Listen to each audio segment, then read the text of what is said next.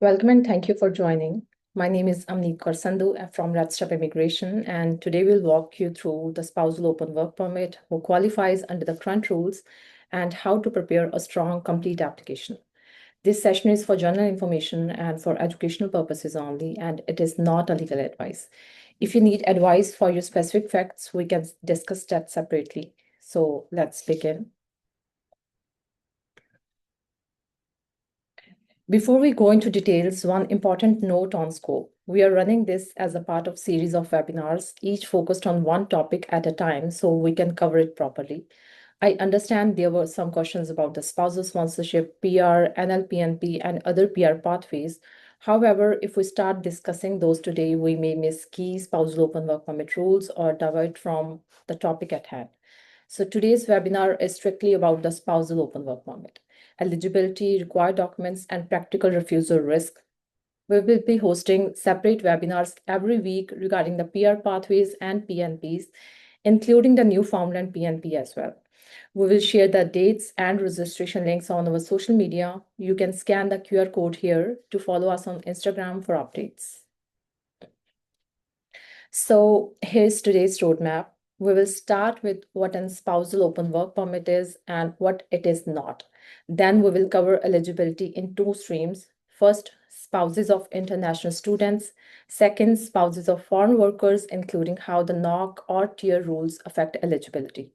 Next, I will show a quick method to confirm your NOC code. After that, we will go through the documents and best practices to reduce refusal risk. Then we will discuss the postgraduate work permit transition and extension rules after January 21, 2025. Finally, we will end with who is not eligible and the most common refusal reasons and how you can avoid that. So let's start with basics. What a spousal open work permit is. Spousal open work permit is an open work permit issued to the spouses or common law partner of certain temporary residents in Canada, most commonly international students and foreign workers. If the sponsor meets the eligibility requirements under the certain IRCC rules, it's called open because it usually allows the spouse to work for almost any employer in Canada, and in many cases, you do not need a job offer or an LMIA. That said, it's not a guarantee. Approval depends on eligibility and a well-prepared application. A spousal open work permit is a temporary status. The validity is usually linked to the sponsor's status, means it typically won't be issued beyond the sponsor's work or study permit validity. It can also be limited by the spouse passport validity and biometrics. In the next slides, we will break down eligibility based on whether the sponsor is an eligible student or a foreign worker, and what changed in the rules after January 21, 2025.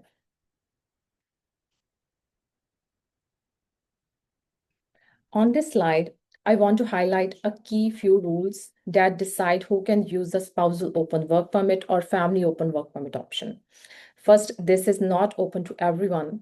Only spouses or common law partner of certain eligible students and certain eligible foreign workers can apply under these measures. Second, for the foreign worker stream, there is an important time rule. The principal worker should have at least 16 months remaining on their work permit or authorized work at the time the spouse applies. If the worker has less time left, the spouse may not qualify under this category. Third, a major change is that under the foreign worker stream, dependent children are no longer eligible to apply for an open work permit through this measure. They may apply for visitor or study permit. And finally, keep the date in mind. Applications received before 21 January 2025 are processed under the previous worker stream criteria. Anything submitted after that falls under the updated rules we are discussing today. So if you are an international student and your spouse wants to apply for an open work permit, so under the rules effective 21 January 2025, your spouse or common law partner may qualify for an open work permit if you have a valid study permit and you are in one of these categories. A master's program that is at least 16 months or longer, a doctoral program, an eligible program, or a university professional degree, which is listed here. For professional degrees, This include dentistry, law, medicine, optometry, pharmacy, veterinary medicine, nursing degree, education, and engineering. And for other eligible programs, IRCC has listed specific example like Ontario's Supervised Practice Experience Partnership, Manitoba's Nursing Re-entry at Red River College, and UBC's Canadian Pharmacy Practice Program. And if you also decide to pursue Langara's post-degree nursing practice diploma, then you can be eligible. Next, we will quickly cover which student programs are not eligible because that's where most confusion happens. So on this slide, I'm covering the most common situations where the spouse is not eligible under the student stream after 21 January 2025. Firstly, most college diplomas and certificates and most undergraduate programs are no longer qualified for a spousal open work permit under this stream. Second, a master's degree, which is less than 16 months, doesn't meet the requirement.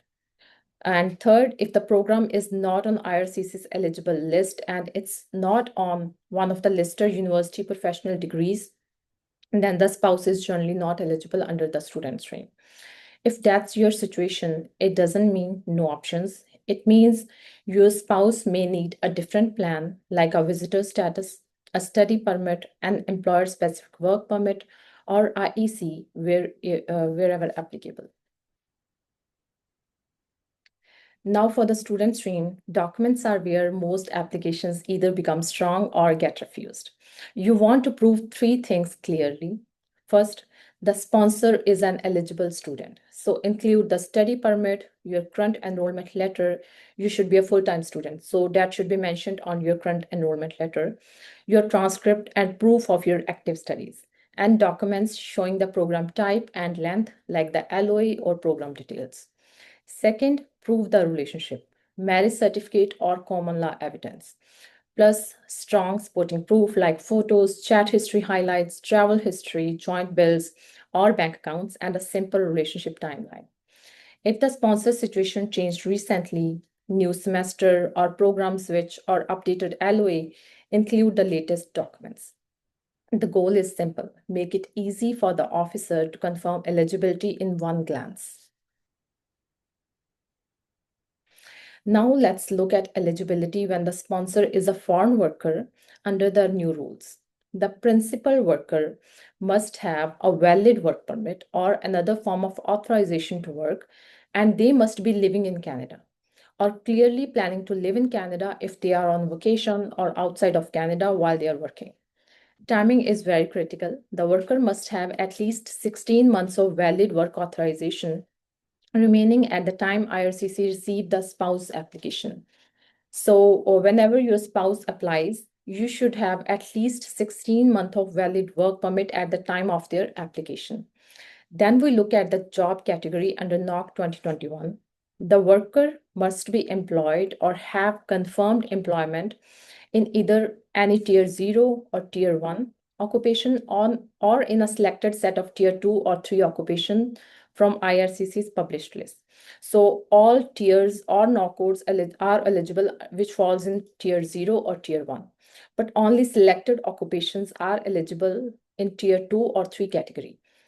And an important change to remember, for applications submitted on or after 21 January 2025, dependent children are no longer eligible for an open work permit under this high-skilled work measure. So on this slide, when IRCC says selected tier 2 or 3, it means the spouse open work permit is not available for every tier 2 or 3 job as I discussed earlier. It is valid only for specific occupations listed by IRCC.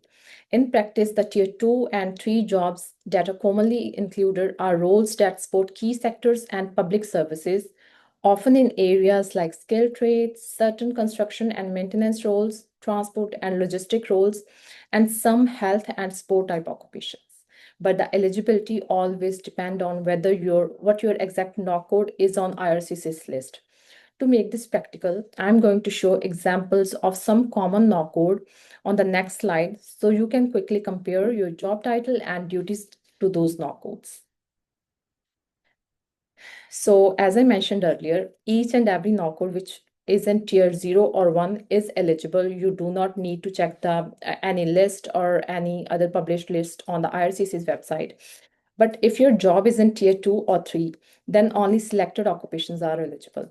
So this is an example of some of the occupations that are eligible under tier 2 or tier 3. This is not a complete list, and we will provide the link for the complete list at the end of this webinar. And you should go through that list and make sure your NOCOD falls in under one of those NOCODs if you want to apply for your spousal open work permit. So these are just examples. Eligibility depends on whether your exact NOC is on IRCC's published list. Next, I will show you how to quickly check your NOC and match it correctly. This is not a complete list. Whole list, as I mentioned earlier, will be shared in the follow-up email and via a link at the end of this webinar as well.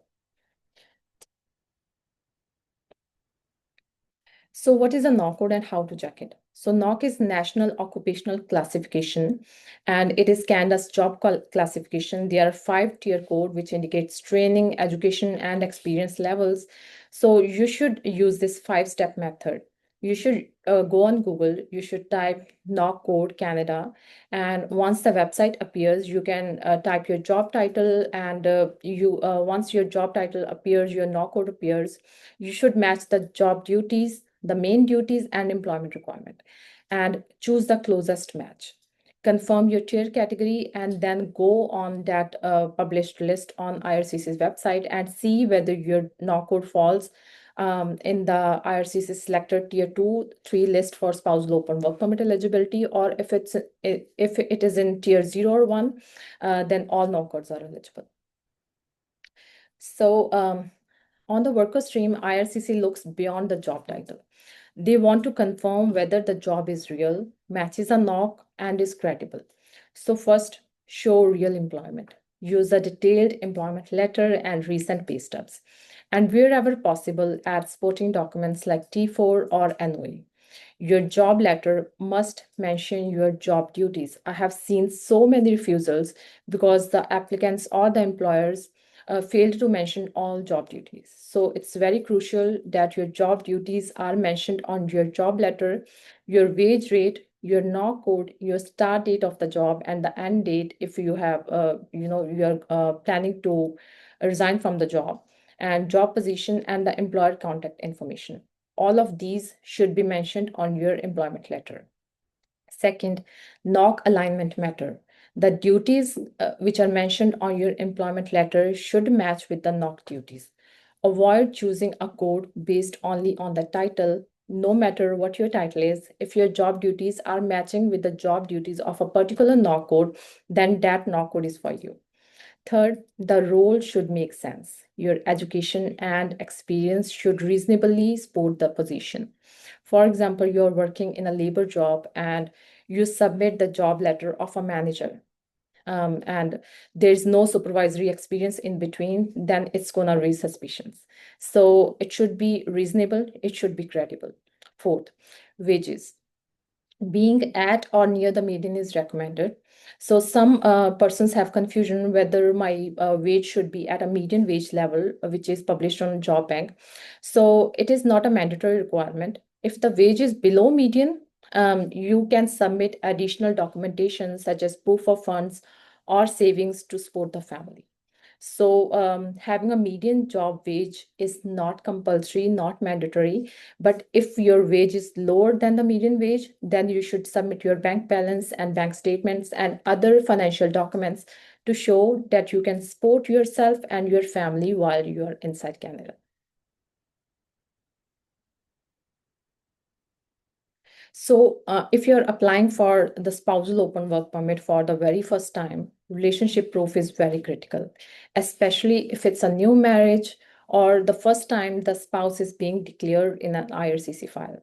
IRCC is assessing genuineness, so don't rely only on the marriage certificate. Include clear supporting evidence, a short relationship timeline, photos from key events, communication logs, visit or travel proof, any chat proofs, and any joint ties like finance, housing, or family involvement or joint insurance as well.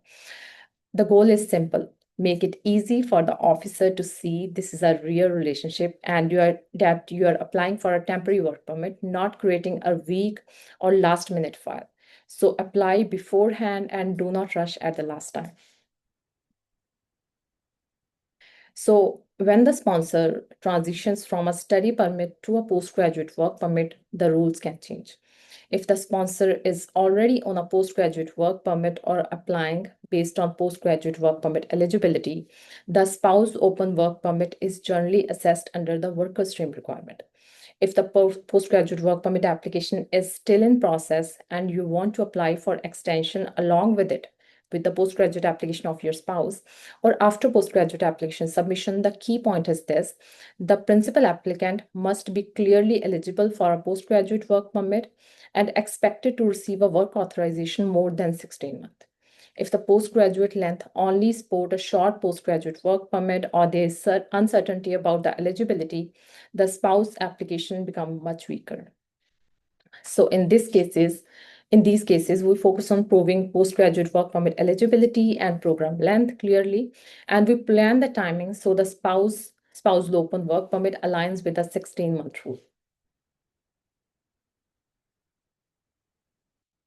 Now, extensions after 21 January 2025 are still possible, but very confusing, but the conditions are also very strict. No code doesn't matter for the extension, sorry. No code does not matter. So your family member can extend their open work permit only if they are in Canada. Their current permit is valid for a shorter period than the principal applicant's work permit, and they apply before their current permit expires. Also remember, IRCC cannot issue a work permit beyond the earliest expiry of three things: the principal applicant's work permit, the family member's passport, or biometric validity. Quick example is if the principal work permit is valid until March 2027, but the spouse passport expires in March 2026, IRCC may issue the spouse open work permit only until March 2026, that is until the spouse passport expiry. The fix is simple. You can renew your passport first, then apply for extension before the spouse permit expires. So the thing that I said, the job doesn't matter. It doesn't matter only in extension applications. For initial or the very first applications, the no code matter. So let's finish with high impact exclusions. Who is generally not eligible under these spousal open work permit measures?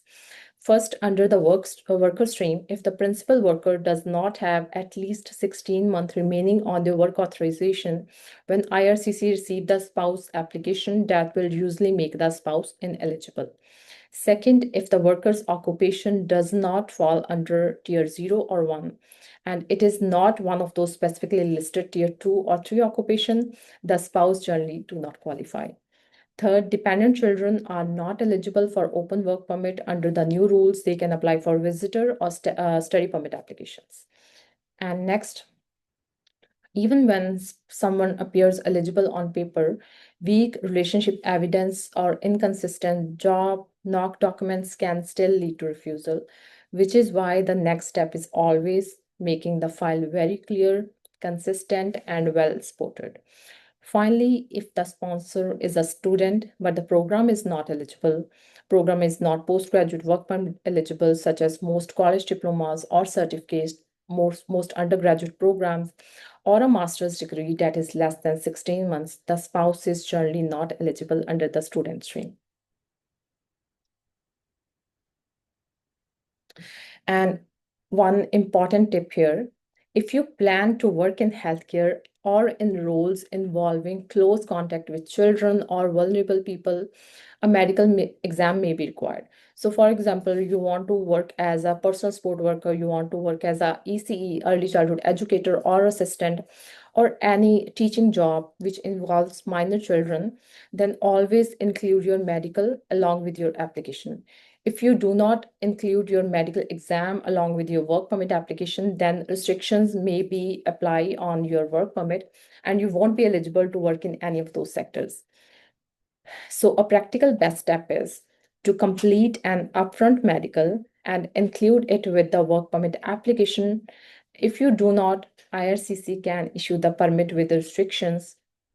meaning you may not be allowed to work in these fields until the medical is done. So if you want to work in any of those occupations, always include your medical along with the work permit application. If you do not, then and later on you want to work in any of those occupations, then you will have to entirely submit a new application, a new work permit application. So make sure you submit it along with your work permit application. So now let's talk about the most common reasons spousal open work permit applications get refused and what you can do to reduce the risk.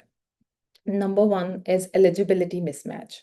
The sponsor's program is not eligible under the student stream, or the worker's job does not meet the TEER NOC code, or you do not provide a complete and a proper job letter, or the 16-month validity rule is not met. The fix is to confirm eligibility first and attach clear proof, program length, level of studies, and NOC tier plus work authorization validity for workers. Number two is weak or insufficient relationship evidence, especially for first-time spousal open work permit files or new marriages. Do not rely only on the marriage certificate. Include a timeline and supporting proof like photos, communication visit, and joint ties. Number three, there is NOC misalignment. This happens when the job title sounds right, but the duties do not match the selected NOC. So job title doesn't matter much. Your job duties should match with the selected NOC. The solution is a detailed employment letter that mirrors the NOC lead statement and main duties truthfully and consistently. Number four is employment credibility issues.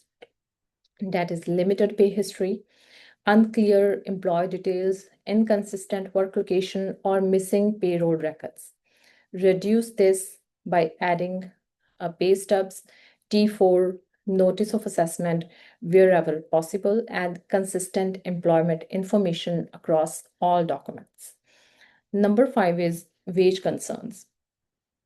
Very low wages can raise doubt about genuineness or ability to support the family. As mentioned earlier, if the wage is below median, add a short explanation and strong proof of savings or financial support. The main idea is simple. Make the officer's job easy, eligibility clear, relationship clear, and employment documents consistent.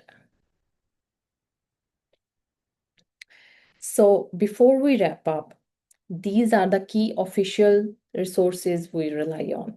For the student stream, use IRCC's page on helping your spouse or common law partner work in Canada. For the worker stream, use IRCC's open work permits for family members of foreign workers.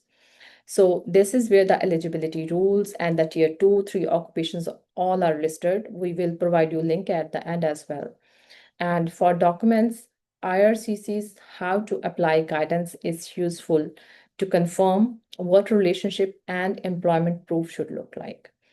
And for NOC, use the ESTC NOC 2021 site to search code and IRCC's Find Your NOC guide to make sure you are using the right classification for immigration purposes. So I will post the link of all these resources in the chat as well, and we will share any email as well with all the applicants. So thank you for attending, and you can follow us on social media to stay updated on upcoming sessions and announcements. We will keep on conducting the seminars on Newfoundland, on EIP, and all other PNPs and express entry as well. And now we are open to question and answer, and you can ask your questions in the chat session, in the comment section. So let me see the chat. Okay. So I'm doing personal support workers. So this is regarding, this is regarding NLPNP. If you have any questions, you can drop them in the chat and I will respond to all of those questions.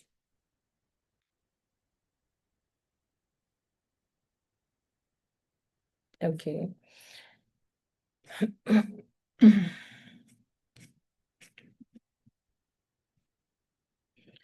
So Irfan said spouse visa refusal 3 times. Okay, Irfan, may I know, are you a foreign worker or international student in Canada? And what was the reason behind the refusal?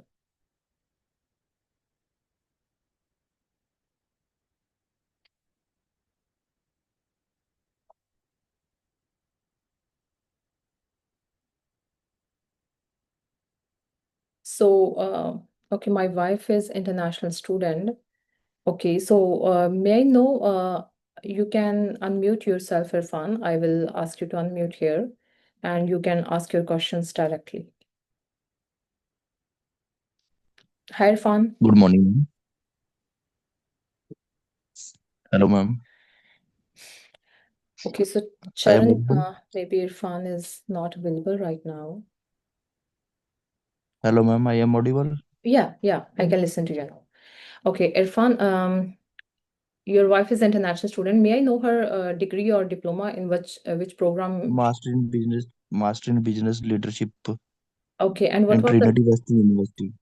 which university? Trinity Western University, TWU. Okay, and what was the reason for behind the refusal?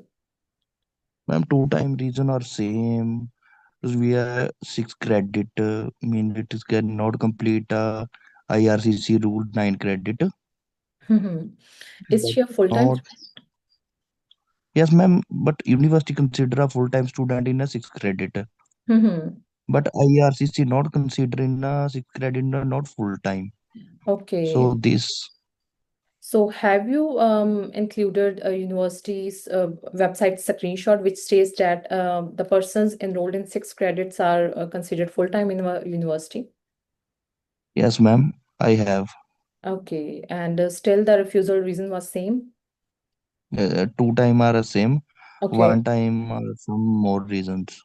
Okay, so I'm sharing my email here. You can share the refusal letter, and then we can, go through the refusal reasons and refusal letter and discuss further. Because I will Okay, ma'am. need to have a look at the refusal letter and the officer's decision notes before, providing you any guidance regarding that. Yes, ma'am, I have. Okay, thank you. Can you hear me, ma'am? Yes, Charanjit, I can hear you. So your Yeah. question is, you work as a a security Yes. supervisor, and I want to invite my spouse in Canada. Am I eligible to apply her visa? So, as far as I know, security supervisor is not an eligible occupation, so you cannot invite her while you are working as a security supervisor. It falls in tier two and the security supervisor job, and it is not on the eligible list of the IRCC, so you cannot invite her. You will have to change the job, or you have to get a promotion as a security manager or some other, 0 or 1 tier job levels. So security Okay, ma'am. Thank supervisors you. are not eligible. Yeah. So one more thing I would like to ask, like Mhm. as I'm going to start my so do I need any certification to claim the points in the PR? For PR? Yeah, actually, as I have done 1 year security supervisor, Mhm. and now I'm going to change my profession. I Mhm. got the job as an industrial electricians. Like Okay. I wanted to apply my PR in the trade category, in the Mhm. federal trade category, like in the express entry. Mhm. So, do I need any certification to claim this title in the trade? So it depends whether your job title is a compulsory occupation in the province you want to apply. So if you are residing, for example, in Saskatchewan, it's a compulsory trade there. So you will have to get a certification, or you have to get the trade certification or red seal to be qualified. In which province do you reside right now? Ontario. Ontario. So in Ontario, it's let me see. It's voluntary, so you do not need a job, the trade certification if you reside in Newfoundland, Nova Scotia, New Brunswick, Ontario, BC, and Yukon. It's not Okay. compulsory trade in these provinces. So, control further, please. Yeah, so it is compulsory in Prince Edward, Quebec, Manitoba, and Saskatchewan. Okay. Thank So, you. Thank you for that. no worries, no worries. Any other questions? So there were some questions we were asked over the email. I will go through one of those questions. Can you pull up the questions?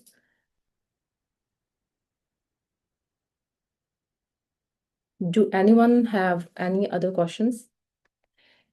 So,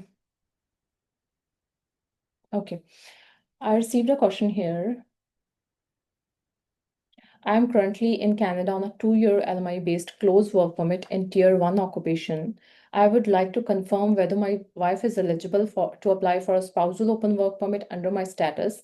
Please advise on the correct application process. So yes, if your job falls in eligible Tier 1 occupation, then your wife can apply for a spousal open work permit, but only if your work permit is still valid for 16 months at the time of her application submission. So yes, she can apply. So next is, my wife applied her postgraduate work permit in August 2025 after doing 2 years course. She did not still receive her work permit yet. My postgraduate work permit is expiring this month. Can I apply my spousal open work permit extension if she have the qualifying job without approval of her work permit? Yes.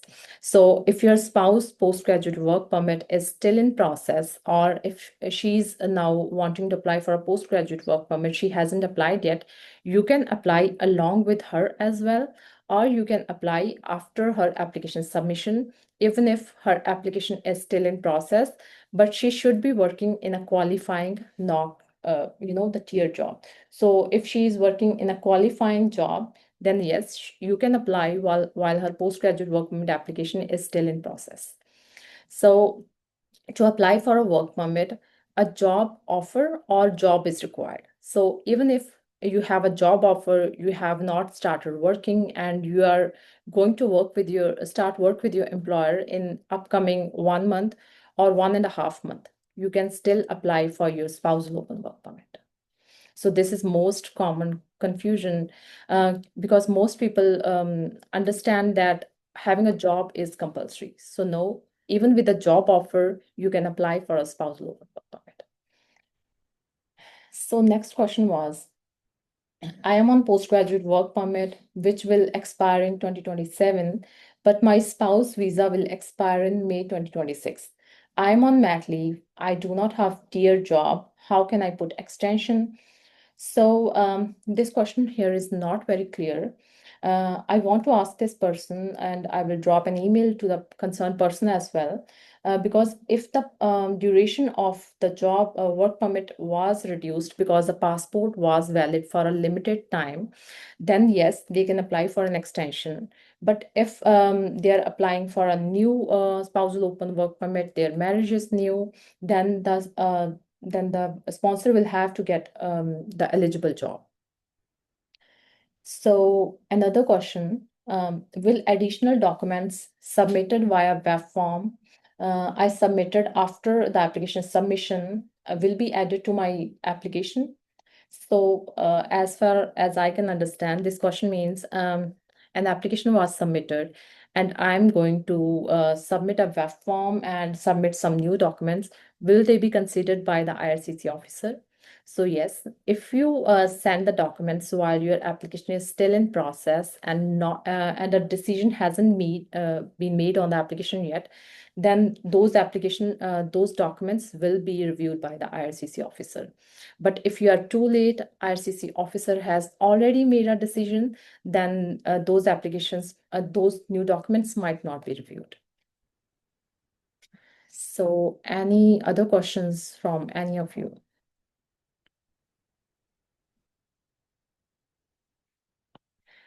Okay.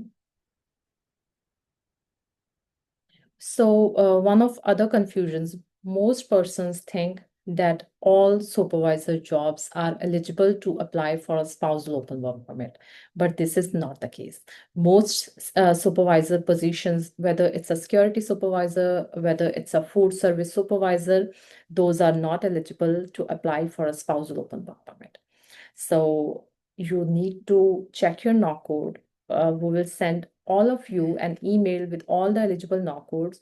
If your job falls in one of those NOC codes, only then you can apply for a spousal open work permit. So Lakshman said, Is there any possibility of getting PR for my 42-year-old brother if he comes for person support worker program in Newfoundland? Lakshman, this program was all about spousal open work permit, but in short, in Newfoundland, there is no age restrictions. There are no points for age. So if your brother moves to Newfoundland, he gets a job as a personal support worker from an eligible employer, then yes, he can be eligible for a PR application under NLPNP skilled worker. So if he's on postgraduate work permit, he can only apply for NLPNP graduate program. If he's on any other permit, or an open work permit, an LMI-based work permit, then he can apply for NLPNP skilled worker. So it all depends on other aspects as well. And you can drop an email on my email ID, which I dropped in the comment section, and we can discuss further. So any other questions from anyone before we wrap up this session? And all of you will receive an email very shortly. I believe that's all for now. And thank you everyone for joining. It was a pleasure having you. And we will be conducting more webinars very shortly on Newfoundland, on AIP, on Express Entry, all other PR pathways.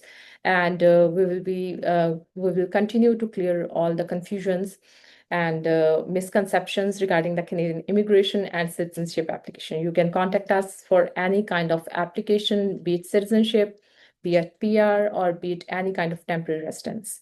And if you like this webinar, you can leave a review by going on our website or by clicking on this link here, which I'm going to drop in the comment section.